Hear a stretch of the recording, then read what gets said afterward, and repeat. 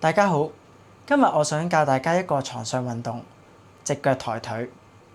呢個動作可以有效咁鍛鍊到我哋大髀前面嘅肌肉，幫助咁多位老友記保持適量嘅肌肉。開始嘅時候，我哋將訓練腳伸直，而另外一隻腳彎曲踩住喺床上面。我哋嘅訓練腳勾起腳尖，然後慢慢抬高，去到大概同大髀差唔多水平嘅位置，然後停留5秒，可以慢慢放低。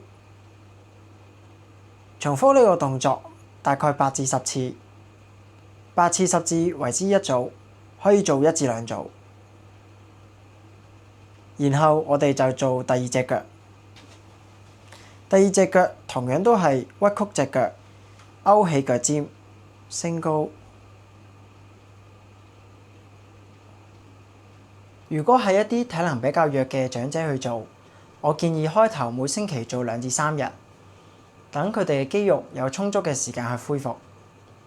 雖然呢個動作可以幫助我哋鍛鍊到大髀肌肉，但係如果有唔舒服嘅話，都要即刻停止運動，並且尋求醫護人員去協助。